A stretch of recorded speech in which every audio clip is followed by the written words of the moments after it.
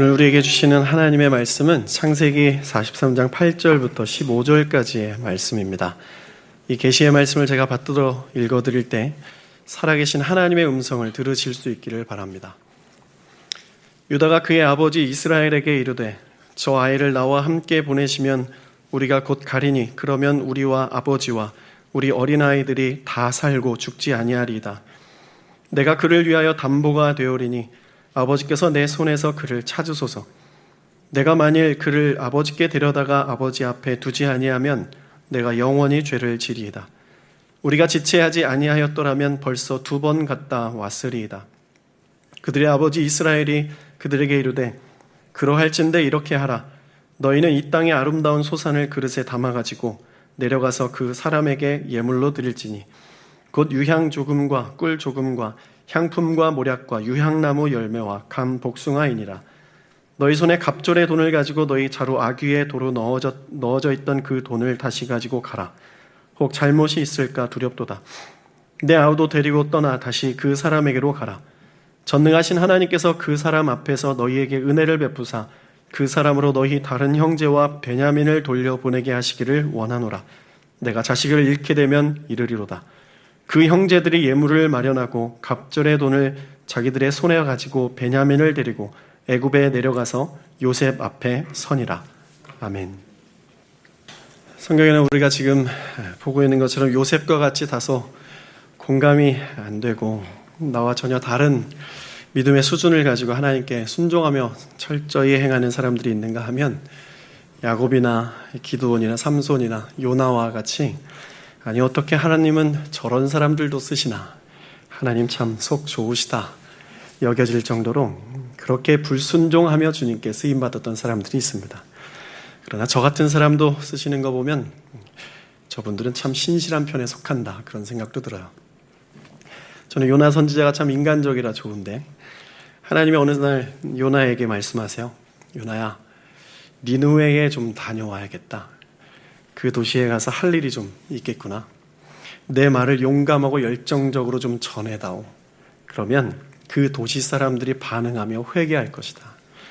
그들의 인생이 변할 것이고 그 도시가 새로워질 거야.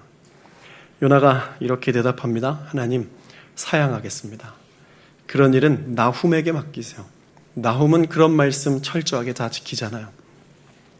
그리고 요나는 혼자 또 중얼거립니다. 다시스로 가는 배 시간이 몇이더라. 하나님은 당신의 자녀들에게 각자에게 맞는 열린 문을 두고 행하십니다. 그리고 그 문으로 들어가라고 말씀하세요. 우리가 하나님의 말씀에 순종하여 그 문으로 들어가면 크고 작은 모습으로 인류에 기여할 기회가 주님 오실 때까지 계속 나타나게 되죠. 그러나 요나와 같이 그 열린 문을 마다하는 경우가 참 많이 있습니다. 요나는 하나님의 열린 문을 갈망하며 살아가는 선지자였어요. 하나님이 원하시는 것보다는 자신이 원하는 문이 있었던 것이 문제였습니다. 하나님은 니느웨로 가기 원하시는데 자신은 다시스로 가길 원하는 거죠. 심리학자 아브라함 메슬러는 운명으로부터 도망치려는 이 이상한 성향을 요나 컴플렉스다 이렇게 정의했습니다. 성장을 피하고 자신에게 주신 이 소명을 거부하는 거죠. 일부러 자신의 잠재력 이하로 살려고 하는 모습입니다. 자기의 능력과 자신의 가능성을 피하는 거죠. 어디로 피합니까? 보통 2가지로 피할 수 있는데 자신의 과거의 상처 뒤로 숨거나 지금 현재 나의 게으름 뒤로 피하는 것이죠. 난 못해, 난 자격이 없어, 난 안 해, 난 안 해도 돼, 누군가 하겠지, 이런 마음을 가지고 살아가는 것입니다. 그리스도인은 육으로 살지 않고 나의 생각으로 살지도 않습니다. 영으로 살고 하나님 말씀, 주의 생각으로 살아가는 사람들이죠. 때때로 우리 그리스도인들도 현재 나의 삶에 놓치고 싶지 않은 육신의 성취 혹은 어떤 소원 때문에 주님이 주신 능력으로 살려 하지 않을 때가 있어요. 하나님과 대치하면서 줄다리기를 팽팽하게 하는 거죠. 하나님이 부르시면 부름을 받은 사람은 이런저런 이유로 저항하고 불순종하다가 결국 순종하기로 결심을 하기는 합니다. 가끔 이 부자 청년처럼 끝까지 주님의 부르심을 거부하는 경우도 있기는 하지만 거의 대부분은 순종으로 삶을 결정을 지어요. 순종으로 줄다리기를 마무리 짓는 경우가 있는데, 이런 사람들을 개인주의적인 성향을 가진 순종의 인물이다라고 할 수 있습니다. 이런 성향을 가진 순종의 인물 중에 야곱을 빼놓을 수 없죠. 파란만장한 인생 스토리를 가진 야곱은 사랑하는 아들 요셉을 잃고 베냐민을 바라보면서 요셉을 추억하고 살아가고 있었습니다. 이제 나이가 들어서 하나님께서는 야곱에게는 좀 그만 순종하라고 요구하셨으면 좋겠는데 또 야곱에게 오셔서 순종을 요구하시는 거예요. 저는 기타를 20년 정도 쳤었는데요. 이제 청년들 중에서 기타를 치는 친구들도 있고 전도사님들이 다 기타를 잘 치세요. 그래서 제가 기타를 칠 수 있는 그런 횟수들이 점점 줄어들고 있었습니다. 지난 여름 사역 한 2달 정도 기타를 아예 못 치게 되었는데 이제 다시 와서 치려고 하니까 손에 굳은 살이 다 빠져가지고 아파서 못 치겠는 거예요. 이것처럼 수십 년 넘게 하나님이 열어놓으신 길을 순종하며 가야 인생길이 행복하게 열린다는 것을 자신의 삶으로 무수히 경험한 야곱도 현재 하나님이 요구하시고 열어놓으신 그 문으로 순종하며 가는 것에 참 마음이 어렵습니다. 하나님 말씀에 순종하는 것은 늘 어려운 것 같아요. 7년 풍년이 지나고 흉년이 들자 주변국 백성들이 애굽에 와서 양식을 사기 시작했죠. 야곱의 아들들도 애굽에 한번 가서 총리에게 양식을 사서 왔어요. 그때 총리가 시므온을 붙들고 한 가지 명령을 합니다. 네 막내 동생을 데리고 와라. 다음에 너희들이 곡식을 사러 올 때 막내 동생을 데리고 오지 아니하면 너희들은 내 얼굴을 보지 못할 것이다. 곡식 안 준다는 겁니다. 형들은 집으로 돌아와서 그 사실을 야곱에게 알리고 야곱과 함께 사왔던 곡식을 다 소진했습니다.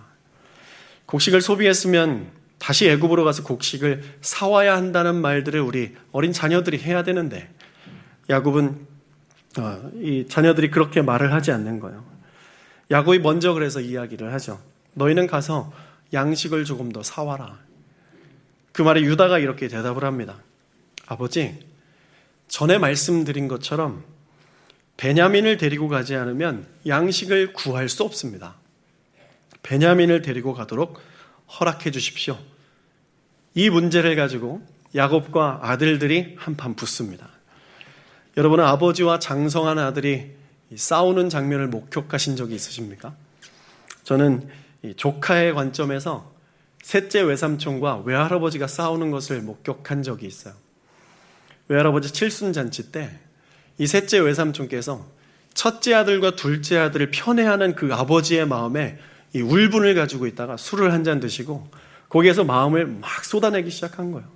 그래서 엄청 살벌한 그런 칠순잔치, 그 기억을 저는 가지고 있습니다. 43장의 본문에서 야곱과 아들들이 서로 말다툼을 하는 것은 결코 차분한 대화가 아니었을 거예요. 우리는 성경을 늘 차분하게 읽지만 그 상황 속에 나타난 사건들은 굉장히 차분하지 않습니다. 43장 6절 말씀을 봅니다. 이스라엘이 이르되 야곱이 너희가 어찌하여 너희에게 또 다른 아우가 있다고 그 사람에게 말하여 나를 괴롭게 하였느냐. 이 말씀의 뉘앙스는 어떻습니까? 점잖게 아들들아 이리 와봐. 너희들이 어떻게 그렇게 나한테 말할 수 있니? 베냐민이 나에게 어떤 존재인지 너희들이 잘 알잖아. 이렇게 했을까? 자신이 원하는 것이라면 무슨 수를 써서라도 가지려고 했던 이기적인 성향을 가졌던 야곱이 말합니다. 베델에서 하나님의 사자가 가려고 하는데 잠깐 멈추십시오. 저랑 씨름 한판 해야겠습니다. 이런 열정을 가지고 있었던 야곱이 아들들이 이렇게 대드는 것에 있어서 그냥 점잖게 말하지 않았을 거예요. 소리를 버럭 질렀을 것입니다. 왜 나를 이렇게 힘들게 하니? 왜 그런 것들을 네가 총리에게 말해가지고 나를 이렇게 해롭게 해? 제가 화난 게 아닙니다. 야곱이 지금 화난 거예요. 7절 말씀을 보겠습니다. 그들이 이르되 그 사람이 우리와 우리의 친족에 대하여 자세히 질문하여 이르기를 너희 아버지가 아직 살아계시느냐? 너희에게 아우가 있느냐 하기로 그 묻는 말에 따라 그에게 대답한 것이니 그가 너희의 아우를 데리고 내려오라 할 줄을 우리가 어찌 알았으리까? 다들 한마디씩 이제 아버지께 말씀하는 거예요. 아버지, 우리가 그럴 줄 알았습니까? 아버지가 대신 가보셨어야 돼요. 그 상황이 얼마나 무서웠는지. 거기에서 거짓말하다 걸리면 내가 죽을 수도 있는데 아버지 진짜 너무하시네요. 아버지는 평생 요셉하고 베냐민만 보고 살고 저희는 걱정 안 하십니까? 정말 서운합니다. 이때 유다가 멋지게 중재를 하며 나서요. 유다는 비포와 애프터가 확실한 그리스도인의 모습이에요. 이전에 유다는 우유부단했던 그런 삶을 살아가고 있었죠. 요셉을 죽이자고 형들이 말했을 때 형들 죽이지는 말고 팔아버립시다. 이렇게 애매한 책임감과 윤리의식, 우유부단함을 가지고 있었던 유다의 과거 모습이었다면 이제는 다른 거예요. 아버지, 제가 보증하겠습니다. 베냐민을 제가 책임지고 데리고 오겠습니다. 영적 리더의 아름다운 모습이죠. 책임감. 우리 그리스도인들은 모두 영적인 리더인데 우리가 가져야 할 마음은 이 책임감입니다. 리더는 일을 하는 것이 아니라 책임을 지는 거죠. 책임을 지는 사람은 어떠한 일의 시작보다도 일의 마무리가 훨씬 더 중요합니다. 그리고 그 일 다음으로 과정이 중요해요. 그 다음에 시작을 고려합니다. 사람의 관계도 그렇죠. 만남의 시작이 중요한 것이 아니라 이 만남을 어떻게 매듭을 지을 것인가, 어떻게 마무리를 할 것이고, 이 만남이 시작되었으면 어떻게 그 과정을 하나님의 뜻 가운데에서 책임을 가지고 진행해 나갈 것인가. 이 과정이 중요한 거죠. 그리스도인은 책임을 지는 것이 중요한 의무입니다. 교회에서 어떤 일을 할 때도 그래요. 시작보다 과정과 이 마무리를 먼저 깊이 생각해보고 시작을 하는 것이 훨씬 좋죠. 물론 시작을 두려워하는 것은 아닙니다. 믿음은 발을 내딛는 시작을 통해서 역사가 일어나는 것이요. 예수님은 승천하시기 전에 내가 너희들에게 다시 오겠다, 이 마무리를 확실히 결정해 주시고 가셨어요. 그리고 내가 오기 전에 너희에게 성령을 보내셔서 내가 너희와 세상 끝날까지 항상 함께 하겠다, 이 과정도 어떻게 하실지 주님 말씀하시고 가셨습니다. 주님은 주님이 시작하신 그 하나님의 나라를 과정과 마무리를 확실하게 책임지고 가셨어요. 우리가 그렇게 사람들과 관계를 해야 되죠. 사람의 연애나 교회의 모임이나 세상의 어떤 동호회 모임을 할 때나 직장 관계 속에서 늘 책임감 있는 모습을 보여야 됩니다. 우리 청년들이 알바를 하는데 요즘 청년들은 참 연약해요. 알바를 딱 시작을 해서 하루 하고 힘들면 그 다음날 전화기를 꺼버리는 거예요. 이런 그리스도인들은 있어서는 안 되겠죠. 또 이 상황은 우리에게 중요한 메시지를 한 가지 더 전해주는데, 인생 중에는 자신이 의도하지 않은 일이 계속적으로 발생한다는 거예요. 내가 하고 싶어서 한 것도 아니고 내가 가고 싶어서 간 것도 아니에요. 살다 보니까 그런 일들이 일어나서 정신 차려보니 내가 그 상황 속에 있게 된 거죠. 야곱의 아들들은 총리에게 동생이 있다고 말하고 싶어서 말한 게 아닙니다. 그리고 이 일은 이미 일어난 일이에요. 우리가 의도하지 않은 일이 일어나고 우리가 끼어들고 싶지 않은 일에 우리가 끼어들어갔을 때, 우리가 전혀 생각하지 못한 일이 삶에서 생겨나면 그곳에 하나님의 섭리가 있다고 기억하면 됩니다. 주님이 이 길을 통해서 나에게 무엇을 주시기 원하시는가, 이런 마음으로 주님께 그 삶의 문제를 맡겨드리며 가야 돼요.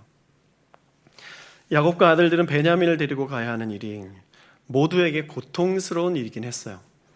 그러나 결과적으로 모두 다시 만나고 하나님의 놀라운 복을 누리잖아요. 이것은 참 놀라운 신비입니다. 하나님이 준비하신 열린 문을 순종하며 들어갔을 때 주님께서 우리가 이해할 수 없는 놀라운 일들을 행하시는 것을 성경 속에서, 그리고 여러분들의 삶에서 하나님이 얼마나 많이 일하셨는지 기억해 보십시오. 이 자리에 우리의 만남도 이미 이루어진 거죠. 여러분들이 속해 있는 그 가정도 이미 이루어진 거예요. 난 이 가족만 아니면 될 것 같다는 그런 생각이 있긴 하지만 이미 일어난 일입니다. 하나님은 우리의 수준에 딱 맞게 가족으로 부르셨어요. 그리고 여러분들의 수준에 딱 맞게 사람들을 교회로 부르신 겁니다. 이 나라로 우리를 부르신 것도 우리의 수준에 딱 맞게, 여기서 하나님의 섭리가 시작되기를 원하시는 하나님의 계획 가운데 이루어진 일이에요. 우리가 그것을 보아야 합니다. 여러분의 현재의 그 삶은 하나님께서 가고자 하시는 그 열린 문이에요. 그곳으로 믿음 가지고 들어갈 때 하나님의 역사가 시작되는 것이죠. 온 유대와 예루살렘과 사마리아와 땅 끝까지 우리가 하나님의 영향력, 예수 그리스도의 산 증인으로서 삶을 살아나갈 수 있게 되는 것입니다. 저는 인천에서 평생 사역하다가 죽어 주님 만날 줄 알았습니다. 하나님께서 저에게 열어놓으신 문이 인천인 줄 알았어요. 그런데 주님은 제가 알지 못하던 때에 이 판교 소망교회를 예비해 놓으셨습니다. 삶의 터전을 인천에서 이 분당 지역으로 옮겨간다는 것이 여간 어려운 일이 아니었어요. 요나의 마음을 저는 좀 더 깊이 공감할 수 있습니다. 되돌아보면 여러분들은 어떻게 생각하실지 모르겠지만 저에게는 우리 교회와 담임 목사님과 여러분들을 만난 것이 하나님께서 열어놓으신 그 열린 문, 내가 생각했을 땐 좁은 문인 것처럼 느껴졌지만 그 열린 문으로 순종하며 들어왔을 때 하나님이 저에게 주신 복이라고 믿습니다. 이 가운데는 제가 아직 다 발견하지 못한 하나님의 섭리가 있다는 것을 알아요. 제가 그동안 경험했던 것보다 더 놀라운 일들을 이루신다는 그 섭리가 있다는 것을 압니다. 제가 아직 우둔하고 어리석어서 그것이 무엇인지 명확하게 알 수는 없겠지만 있다는 것은 알아요. 통장에 돈이 많은데 비밀번호를 잊어버려서 그 통장을 우리가 열지 못한다고 그 통장 안에 있는 돈이 없어지거나 없는 것은 아니죠. 은행에 가서 비밀번호를 관할하는 분에게 물어보면 되는 거예요. 전화를 걸어서 비밀번호 좀 가르쳐 주십시오. 이렇게 해서 좀 가르쳐 주면 좋겠는데 이렇게 중요한 것은 꼭 은행까지 가서 질문을 해야 되는 수고가 필요한 거예요. 그것처럼 하나님이 지금 우리의 상황을, 여러분의 상황을 알고 계십니다. 그것을 인정할 때 우리가 그러면 이 상황 속에서 하나님의 뜻을 어떻게 순종하고 나에게 어떤 수고가 필요한지 그 수고를 할 결심을 해야 우리 인생의 비밀번호가 열려지게 되는 거예요. 그 문으로 들어가는 것이 중요합니다. 좁은 문처럼 보이지만 하나님께서 예비하신 열린 문, 그 길로 들어가는 것이 열린 문이고 그 문으로 들어가면 하나님이 준비하신 기이한 일들이 여러분들의 삶에 일어나게 될 것입니다. 마태복음 7장 13절 14절 말씀입니다. 좁은 문으로 들어가라. 멸망으로 인도하는 문은 크고 그 길이 넓어 그리로 들어가는 자가 많고 생명으로 인도하는 문은 좁고 길이 협착하여 찾는 자가 적음이라. 그렇게 계속 하나님의 섭리를 발견해 나아가 선택하고 수고를 하는 것이 신앙생활입니다. 그리스도인에게 우연이라는 것은 없죠. 해석이 안 되는 사건, 상황만 있는 것입니다. 해석은 주님께 있습니다. 우리 인생의 비밀번호, 그 비밀번호를 열고 들어가야 하나님의 은혜가 있는데, 하나님의 해석이 있는데 그 비밀번호는 진리 대신 예수님께 나아가야 돼요. 제가 거래하는 은행은 국민은행인데 비밀번호를 알고 싶어서 가까운 신한은행이나 우리은행으로 가면 비밀번호를 알려주기는 해요. 그러나 그 비밀번호를 내 삶에 대입을 해보면 더 답답해지는 거예요. 왜 비밀번호를 입력했는데 이게 길이 열리질 않는 거야. 그것처럼 우리의 삶의 문제를 예수님께 가지고 가지 않고 점쟁이나 무당이나 세상의 어떤 것들에 가지고 가면 그들이 답을 알려주는 것 같지만 그 길은 우리의 인생을 더 답답하게 하는 거죠. 야곱이 베냐민을 포기하지 않는 것을 통해서 우리가 한 가지 더 깨달을 수 있는 것은 그런 상황에서 내가 가지고 있는 이 뜻을 포기하지 아니하면 하나님의 섭리가 지연된다는 거예요. 섭리가 지연된다는 것은 우리가 맺어야 할 그 열매가 나중에 맺혀진다는 것입니다. 열매를 맺기는 하는데 열매 맺은 이후에 주님 앞에 감사함을 표현하기보다는 주님 죄송합니다. 이렇게 고백할 수 있어요. 늦게 열매를 맺은 후에 그때 조금만 더 빨리 하나님 앞에 순종할 것. 결국 이렇게 될 것을. 이렇게 열매를 손에 쥐고도 하나님 앞에 회개하는 일들이 일어날 수 있습니다. 빨리 포기하고 내려놓는 것이 하나님의 섭리를 발견하여 누리는 지혜인 것이죠. 야곱이 포기해야 할 그 베냐민은 무엇을 의미할까요? 우리 마음속에 가지고 있는 완고함이라는 것입니다. 결국 야곱이 자신의 완고함을 포기하죠. 그리고 이렇게 주님께 맡겨요. 43장 14절 말씀. 전능하신 하나님께서 그 사람 앞에서 너희에게 은혜를 베푸사 그 사람으로 너희 다른 형제와 베냐민을 돌려보내게 하시기를 원하노라. 내가 자식을 잃게 되면 이르리로다. 정말 멋있죠. 야곱은 이렇게 말할 수 있는 사람이었습니다. 하나님의 살아계심, 주님이 나를 위하시는 것, 내 뜻대로 내가 원하는 것을 하며 젊은 시간들을 다 보내도 여전히 나의 등 뒤에서 나를 도우시는 분이라는 것을 알아요. 요나도 그것을 알았습니다. 하나님의 뜻이 니느웨라는 것을 알아요. 여러분도 아실 거예요. 모른다고 생각하지 마십시오. 다 알고 있지만 그 길로 가기 싫은 거예요. 내가 더 포기해야 되고 나를 부인해야 되고 내가 더 낮아져야 하니까 그것이 열린 문인 줄 알기는 하겠는데 지금 내가 가기엔 너무 좁아 보여서 안 가게 되는 거죠. 그 문으로 들어가야 행복하고 가족과 우리 모두 사는 길임을 알지만 이걸 순종하는 게 너무 어려운 거예요. 야곱이 베냐민을 포기하지 않고 아들들과 싸우기는 하지만 결국 이렇게 고백한 것처럼 전능하신 하나님께 이 문제를 맡겨버립니다. 열린 문으로 들어가는 거예요. 우리가 하는 일들 속에, 여러분이 하는 일들 속에 뭔가 막히는 일들이 있다고 생각하면 내가 가진 고정관념을 깨트리고 다른 사람의 말에 일단 귀를 기울여 봐야 됩니다. 주님께서는 내 옆에 있는 사람들에게 답을 가르쳐 주시고 인격적으로 그들을 통해서 말씀하실 수 있어요.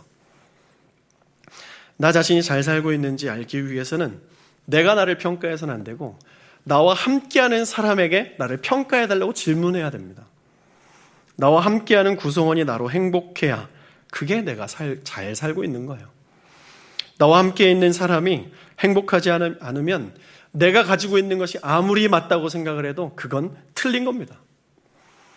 여러분, 지금 여러분들이 끝까지 포기하지 못하는 야곱의 완고함이 있으십니까? 야곱이 결국 전능하신 하나님을 의지했던 것처럼 우리 인생의 중대한 문제 앞에서 하나님께 나의 의를 맡겨드리고 그분을 신뢰하는 믿음 가지시기를 축복합니다. 나의 능력보다 하나님의 능력이 더 크다는 것을 여러분 기억하십시오. 내가 자식을 잃게 되면 이르리로다. 절대로 베냐민만큼 포기할 수 없다고 말했던 야곱이 하나님께 자신의 권리를 맡기면서 맡겨드려요. 이제 비로소 야곱이 자유케 되었습니다. 인생의 반전은 여기서 일어나는 거죠. 자녀에 대한 권리를 그리고 자녀에 대한 주인의식을 우리가 포기해야 되는 거예요. 그래야 하나님께서 보입니다. 전능하신 하나님께 우리의 자녀들을 맡겨드리십시오. 믿기지 않는 일들이 여러분과 여러분 자녀들에게 일어날 거예요. 그동안 사람의 능력 뒤에 감춰졌던 하나님의 능력이 우리가 자녀들을 주님께 맡겨드리는 순간 나타나게 될 것입니다.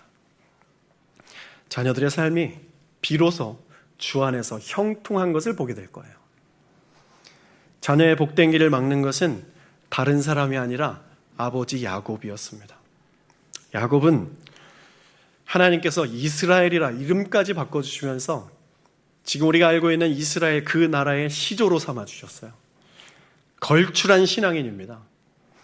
그 야곱이 지금 자녀들의 복된 길을 막고 있어요. 우리가 신앙이 있다 하나 우리 자녀들의 영적인 길을 우리가 막고 있을 수 있습니다. 또 교회 기성세대가 우리 다음 세대의 영적 진보와 그들이 이 세대를 믿음으로 끌어갈 수 있는 그 복된 그 길을 우리가 막고 있을 수도 있어요. 심지어 목회자들도 교회가 하나님의 뜻대로 나아가는 것을 막을 수 있습니다. 우리 모두들 함께 주님 앞에 서로 기도하며 깨어 있읍시다. 보여줘야 돼요. 주님께 기도해야 됩니다. 나의 생각이 아니라 오직 주님을 의지해야 됩니다. 신앙이라는 것은, 참된 신앙, 바른 신앙이라는 것은 내가 하나님의 말씀을 가지고 내가 살아가는 것이 아니라 하나님의 말씀이 나를 살게 하시는 거예요. 인간의 생각과 결정, 포기하지 않고 붙들고 있는 이 완고함, 이런 것들로 말미암아 영적인 공동체가, 우리가 속한 공동체가 방향을 잃을 수 있어요. 믿음 가지신 부모님들께 부탁드립니다. 자녀들의 인생을 책임지려는 마음을 포기하십시오. 그리고 전능하신 주님께 맡겨드리세요. 하나님이 여러분들의 자녀들의 인생길에 섭섭하지 않게 채워주실 거예요. 교회 앞에 보평 초등학교가 있는데요. 그 학교는 교장 선생님 한 분 때문에 많은 부모님들이 이 자녀들을 이곳으로 전학을 시킨다고 합니다. 그 교장 선생님의 가르침, 그 교육 철학 이런 것들이 마음에 들어서 이곳으로 막 데리고 이사를 오는 거예요. 그것처럼 우리 하나님께서 우리의 교장 선생님 되어주십니다. 우리 하나님께 우리 자녀들을 맡겨드리고 우리의 인생까지도 주님께 맡겨드리면 하나님의 그 인생 철학, 교육 철학을 가지고 우리를 훈련시켜 주셔서 이 세상을 더 잘되게 해주실 거예요. 하나님 교장 선생님 되신 그 나라, 그 하나님의 나라로 우리 다 같이 짐 싸들고 이미 전하고 와 있습니다. 형들은 야곱의 포기로 말미암아 이제 베냐민과 함께 총리를 두 번째로 만나러 가요. 하나님의 열린 문으로 가는 거죠. 이 길로 오기에 정말 많이 힘들었습니다. 아들들은 이야기해요. 아버지께서 빨리 포기하셨더라면 벌써 우리는 두 번이나 갔다 왔을 것입니다. 요셉은 그 형들과 베냐민을 자신의 집으로 초대해서 잔치를 베풀어 주는데 여기서 놀라운 일이 일어나요. 43장 18절 말씀. 그 사람들이 요셉의 집으로 인도됨에 두려워하여 이르되 전번에 우리 자루에 들어있던 돈의 일로 우리가 끌려드는도다. 이는 우리를 억류하고 달려들어 우리를 잡아 노예로 삼고 우리의 나귀를 빼앗으려 함이로다 하고. 잔치에 초대되었는데 우리 아들들은 자신들의 죄가 생각이 나는 거예요. 부활하신 예수님께서 고기를 잡고 있던 베드로에게 다시 찾아오셔서 식사를 마련해 놓으시고 같이 밥 먹자. 그리고 함께 식사를 합니다. 베드로의 마음, 그 마음 속에는 어떤 생각들이 들어있었을까요? 야, 예수님 진짜 다시 오셨네. 십자가에 달리기 전에 나한테 이렇게 말씀하셨지. 네가 다 굴기 전에 나를 부인할 것이다.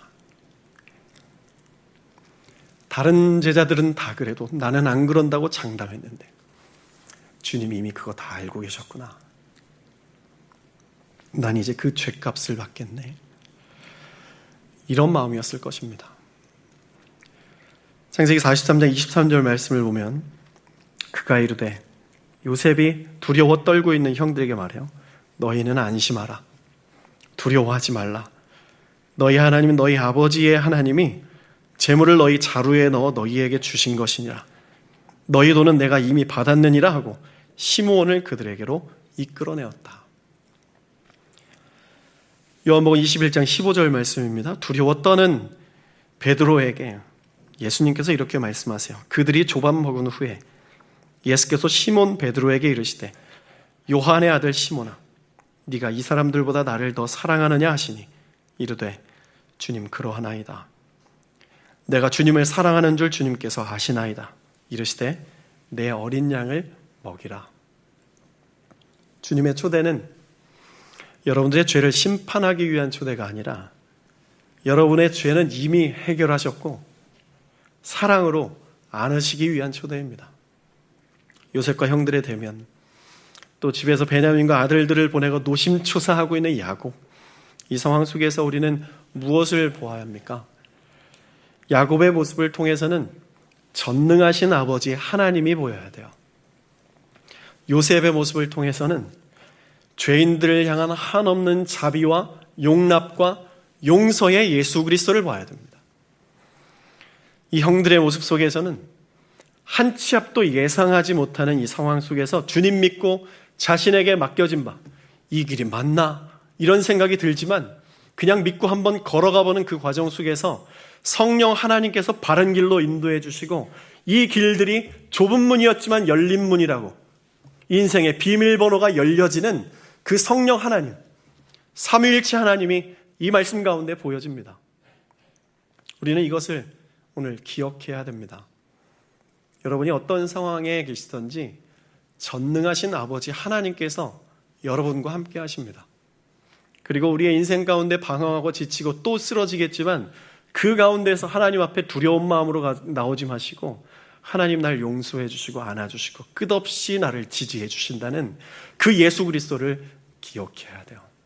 그리고 우리의 길에는 성령 하나님께서 반드시 끝날까지 항상 함께 해주신다고 약속해 주셨다는 그 믿음을 가지고 성령이 나와 함께 하신다. 이것을 기억해야 됩니다. 그러니 여러분, 안심하십시오. 두려워하지 마십시오. 여러분들의 상황이 어떠하든지 우리가 생각했을 때는 지금 내가 가는 길이 좁은 문이라고 여기시면 그 길 잘 가시는 겁니다. 그 길에 하나님께서 마련하신 열린 문이 있을 거예요. 그리고 여러분들 잘했다고, 잘 왔다고, 너무너무 잘했다고, 내가 너희들 인생을 책임져 주겠다고. 여러분, 이것을 세상이 주는 동기부여로 받아들이지 마십시오. 하나님은 여러분들을 동기부여하는 사람이 아니라 여러분들을 책임지는 분입니다. 우리의 계획과 생각과 의지를 포기하고 선하신 주님께 우리의 삶을 맡겨드리면 우리 인생길에는 푸른 초장 쉴 만한 물가가 있을 것입니다. 우리 함께 기도하겠습니다.